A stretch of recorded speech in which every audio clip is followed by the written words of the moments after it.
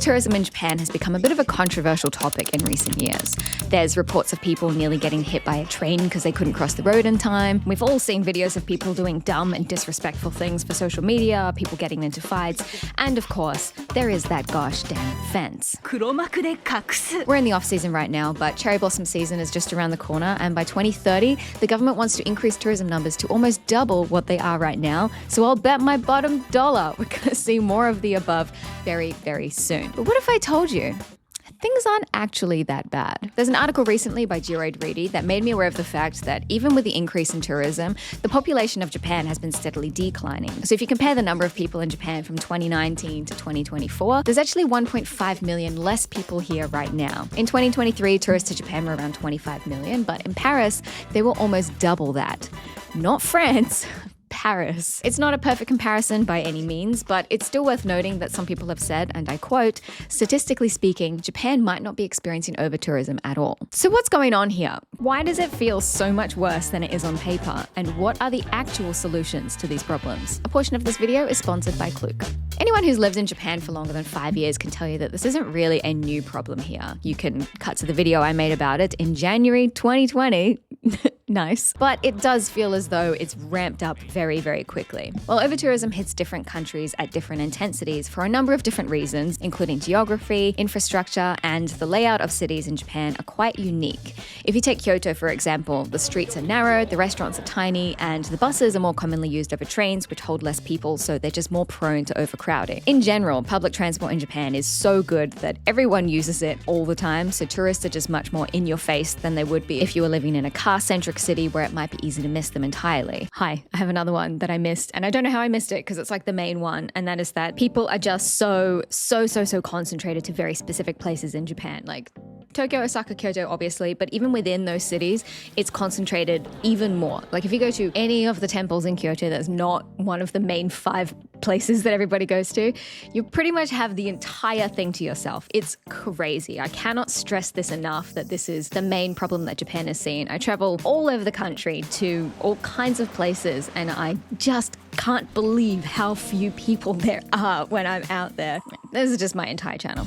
Truthfully, contrary to what social media will have you believe, I don't think that tourists behaving badly are the biggest issues the locals are facing when it comes to overtourism. I see the problems as kind of like a pyramid structure. At the bottom, the biggest issue that I can see at least is the locals getting priced out of their own areas or just being unable to travel Japan in general. Things are very expensive these days. There's a rising cost of living, the yen is weak, and tourist towns are just so expensive. Chris and I stayed at a hotel in Tokyo in April 2022, and I checked it again for the exact same dates, and the prices were up 450%. It's insane. Next up, I would say that there's just not enough space on the trains and in their daily lives. It's like a pretty obvious problem. I just cannot believe how busy Tokyo is at the moment. Then we've got like disruption of the peace, people not understanding the rules, the language, just kind of getting in the way and causing delays. And then we've got damage to infrastructure and facilities. And all of this adds up over time. Like once you're already stressed about these big issues, you're gonna be pissed when you see someone shaking a cherry blossom tree. And I'm not the only one saying this. There's a YouTuber named Takashi, and he interviewed a bunch of locals in Kyoto asking them about overtourism, and their responses are not at all what you would expect. Most of them actually loved seeing so many people in Kyoto. Of course, it's been excellent for business, but they just love being able to share the culture of Kyoto with people. And it's honestly an extremely touching watch. You should go and check it out. But the main problem that people talked about wasn't tourists acting badly, but just that it's really crowded and it's really difficult to get the bus to work because they're full of tourists.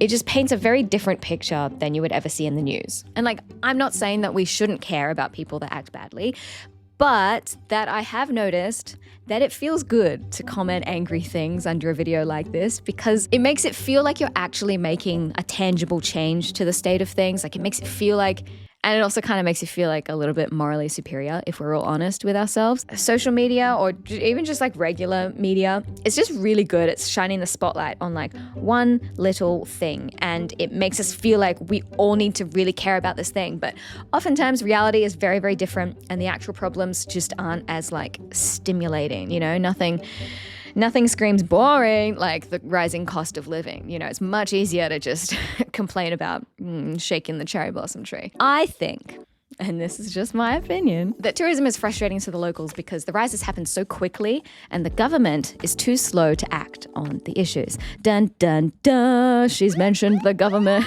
All right, I'm about to enter forbidden territory as a foreigner in Japan. I know, I'm a guest here. I should just be thankful. If I don't like it, I should just leave, right? Look, I don't want to fundamentally change Japan in any way, but I have lived here for 9 years. Most of my adult life has been here. I pay a lot of taxes here. And I work in the tourism industry where I've been consulted multiple times by various tourism boards around the country, including the JNTO, about this very issue. So I feel like I'm allowed to say a thing or two about it. The government wants to nearly double the number of tourists by 2030. They have been advertising and planning this for years and years and years, and now it's working. Even though the tourism numbers are only up 16% in the year, spending is up 69%, reaching $50 billion last year. The government wants to double this, so I don't think that it's unreasonable to ask for a little bit of assistance from the people promoting it. The sharp increase in tourism, especially to very specific spots, coupled with the government's inability to move quickly, has caused a lot of what I will call knee-jerk or band-aid fixes. Case in point, the Mount Fuji Lawson. If you're not familiar with this story, basically there's a Lawson that's got a really amazing view of Mount Fuji, and for whatever reason, it just became the next big Instagrammable spot. The street it's on is really tiny, there wasn't much of a pathway, so people would just be crossing the road, getting in the way of traffic, and blocking the entrance to the office that was across the road from it, and overall, it was just a big-ass nuisance to the locals. So, in an effort to stop people from taking photos there, they just put up a fence to block the view. It was all over the news and social media, and it was blown out of proportion and clickbaited and rage-baited and reacted to hell. And after a very windy day, they very quietly took down the fence and never put it back up. Oh, what a mess. Now, I understand that making big changes to stop problems like this from happening can take a really long time to consult with experts and city planners, and then by the time you come to a solution, the location might not even be trending anymore, and then all of that money spent was for nothing. I feel like it's probably like playing whack-a-mole with all these Instagrammable spots getting discovered all over the country. It's not easy by any means, but I'm just not sure that simply trying to block people from taking photos is the right move, especially since we all know that the pushiest and most entitled of people aren't going to be deterred by a mesh fence, and we saw that in person when people poked holes in it anyway. Now, if you don't live in Japan, I understand that hearing all of this isn't really the most motivating or nice thing to hear if you're planning a trip to Japan, but I am here to tell you that thankfully, the answer isn't, the experts agree with this, the answer is not just don't travel to Japan, because after all, the Japanese government wants tourists to visit and all of the dollars that they bring with them to help the economy. And also, chances are, if you're watching this video, you're probably a very mindful person and you're causing less strain on the infrastructure than most people anyway. If you're watching this video, you're probably already doing your research for your next trip, you're learning how the trains work, you're learning a few Japanese phrases to use on the go, and you're probably not blocking the pathway while you do a dance for TikTok, and that's great. One solution that all experts agree on, and I'll talk more about the solutions later, is to travel outside of the major attractions, which is something I'm a huge, huge, huge advocate for. It supports the local communities, and it's something that the Japanese government is actively encouraging right now. Unfortunately, access to a lot of these places can be kind of tricky, especially, heaven forbid, if you have to book your tickets on a Japanese website. Sometimes you can buy your Shinkansen train tickets, personal tour packages, or tickets to things like a tea ceremony with Maiko in Kyoto, for example, on a website called Klook, which is the sponsor for this video. They're a website that offers hundreds of tickets to all kinds of experiences and transports all around the world, but particularly in Japan. They support multiple languages and you can pay in pretty much every major currency, so you avoid conversion fees from your bank and everything. Their site's really easy to navigate. You'll know exactly what it is that you're getting, and their prices will pretty much never be beat because they've often got extra discounts on top. So for example, March 1st to March 31st, they've got a massive sale for the cherry blossom season that offers up to 50% off hundreds of tours and activities across Japan, South Korea, and Taiwan. And you'll get an additional 10% off most activities if you use the promo code currently Hannah when it comes time to book. So 50% off plus an additional 10% off. yeah, you'll be saving heaps of money and stress by booking with Klook. All the details are in the description. They're a great site and they make things so easy. So go check them out, or you can download the app, whichever is easiest for you. Another thing that I always recommend by experts is to encourage slow travel. This is something that's been talked about quite a bit in recent years. It's just a much more sustainable way of traveling. It's basically things like staying in one place for longer than just a few days, you taking it slower, engaging with the locals, and spending your money on small businesses where it's more likely to go further. It's not an option for everyone, but if it is an option for you, I can highly recommend doing that. Now, going back to the Mount Fuji Lawson for a second, it seems like a popular reaction to this news is just, man, these influencers. Instagram's a curse, he writes on the Instagram app. Obviously, I am what you might call an influencer, so I'm obviously very heavily biased here, but social media being so prominent in our lives and the fact that everyone has a really nice camera in our pockets has caused, yes, influencers, but also just everyday people now want to take good photos. And you might disagree with me, but I don't think that this is inherently bad. It's just a symptom of the society that we live in. I hate to use the "we live in a society" line, but it's true. We do live in a society and we want to take photos. Like even the most vocal person who's like, these influencers, all people want to do is take photos for Instagram. They still have photos on their phone of their last trip to Japan. You, sir, are not above the desire to share your experiences with your friends. The frustration is very understandable though. Like some people really are so unself-aware. I get embarrassed taking photos in front of other people, which is why I'm always going to empty places. It's not because I'm like dedicated or that I don't like people. I'm just ashamed. But some people don't have that shame. And yeah, it's kind of annoying sometimes, I will say that. Another common idea that I see pop up online is that these places only become popular because influencers are promoting them and geotagging specific locations. Now, this is a topic that deserves its whole own entire video because it's so not a one-size-fits-all kind of situation. But from the research that I have read, sometimes, yes, this is very clearly the case. But other times, there are usually enough barriers in place to stop it from ever getting overrun. Again, I'm obviously an influencer. I'm obviously very biased, but this is just what I do. I try to be very careful about the locations I share that might have the potential to blow up online, especially in recent years. Like in my head, I have this kind of like tipping scale that tells me whether or not I should post it right away, not post it at all, or to just kind of be cautious. For example, if the location has locals that want tourism, they've got English support, there's good infrastructure, and it's really far away from the cities, post away. If it's very close to the city, very easily accessible with public transport, it's in like a delicate natural environment and not much English support, maybe don't post it. If it's got these two things, but it's actually really far away and requires a car to get there, it'll probably be okay. But I got to use my best judgment based on, many other factors. Sometimes I get worried that I'm going to like ruin a location by mentioning it on my channel, but I'm always comforted by the fact that I have recommended Kawayu Onsen multiple times on my channel, and yet every single time I go there, I am still the only one there. Like in a country like Japan, access pretty much always wins. And I definitely do not subscribe to the idea that we should just stop sharing places altogether and stay in our lane, don't enjoy nature, don't touch anything. Because one, it's a very sad existence. And two, oftentimes experiencing the beautiful parts of the world is what gets us to start caring about it in the first place. I think if you ask anyone why they got into nature conservation or animal conservation or anything like that, they can probably link it back to some kind of experience that they had in nature with animals when they were younger. To me, I think it's very important that we go out and experience these things. I found this article recently that I feel like it really encapsulates how I'm feeling around the whole topic in general. And it's about how some experts are critical even of the term overtourism in itself, because they say, and I quote, "It's not a useful analytical concept for measuring mismanagement and directs attention only towards tourists rather than the facilitators of tourism, such as policymakers and license providers." And the final quote of this article is amazing. I love it. It says, "The overtourism problem will be solved through a clear-headed, collaborative, and case-specific assessment of the many drivers in action. Finally, ignoring historical precedents that have led to the current predicament of overtourism and pinning this on oversimplified prescriptions abandons any chance of a more sustainable and equitable tourism futures."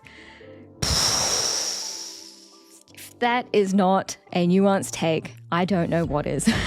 Now, this is obviously a really divisive topic, and while I have done a lot of research to get here, I am only one person, so if you think that there is something that I'm missing or like glossing over, please let me know in the comments. I'll be happy to earnestly engage with people down below, as long as you are earnestly engaging with me. Social media aside, based on my research, here are some actual solutions that have been suggested by experts, journalists, and a little bit by myself. Number one, the Japanese government needs to continue to advertise lesser known places in the country. And I say continue because they're definitely already doing this and it's working, but it is moving very, very slowly because, like I mentioned earlier, a lot of less touristy places, they need better access to encourage people to visit, because if it's far away or it's really hard to get there, people will just not go.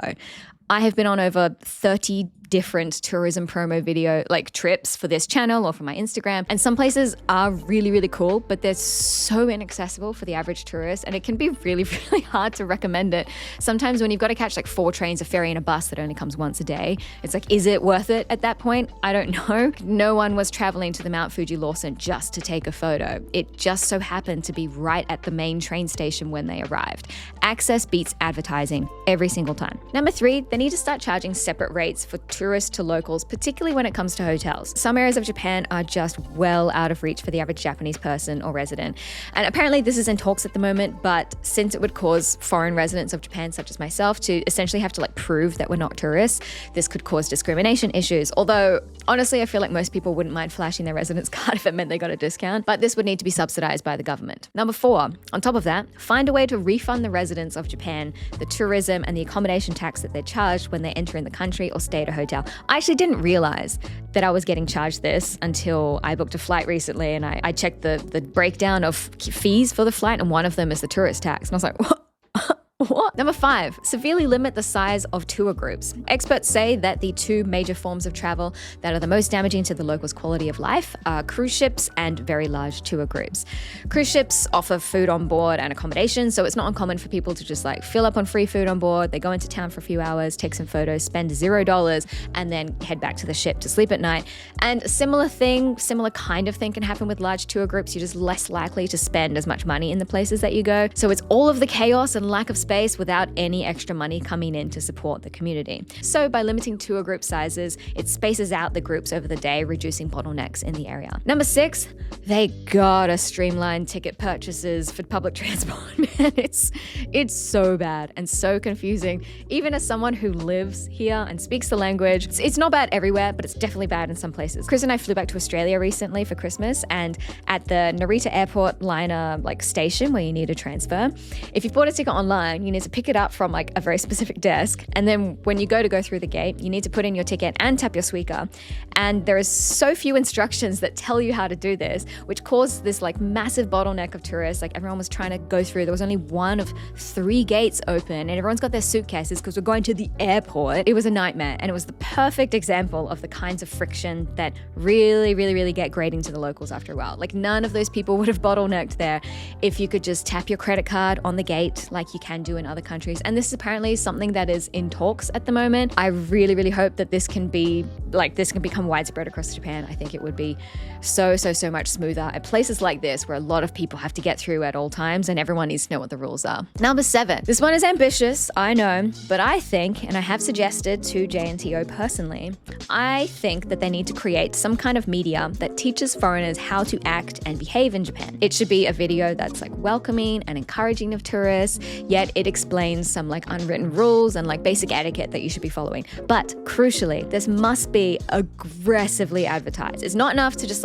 put it on the website. It has to be shown to the people who need to see it, which are the people who won't do any research. I'm talking paid advertisement on social media, plaster it on billboards, put it on the train, or my suggestion, which is to have it played on the back of every screen in every plane as they land into Japan. I don't know the logistics of making that happen. I'm sure it's very tough, but if Australian customs can tell you to not bring dirty shoes into the country in 10 different languages, I'm sure Japan could give this a go. I know this is very ambitious, but it's absolutely possible, and this would need to be funded by the government. JNTO, if you're watching this, the offer is still on the table. I can make this video for you if you want. And lastly, for all of us who live here, Japanese native or otherwise, we can write to the government and tell them our concerns. I know that there's a sizable portion of my audience that are Japanese and they watch these videos with the Japanese subtitles. Thank you so much for doing that. experiment. They cost me a lot of money. You make it all worthwhile. You can tell them about the problems I listed in this video or about any specific problems that you face in your daily life. I know that sometimes it kind of feels like writing to the government. It's like not really gonna do anything, but I guarantee you it's gonna do a lot more than complaining on Instagram will. Japan is just such a special, unique, and really wonderful country that it's just so different to everywhere else in the world. Like anyone who's ever stepped foot in this country, they want to have their main character lost in translation moment, and that's so fine. And I know that it's hard to do that when it's crowded, and so we all try to like distance ourselves from others by saying, they're the problem, not me, kick them out. But that's not possible, it's not helpful, and it's only making us more frustrated when nothing else gets done.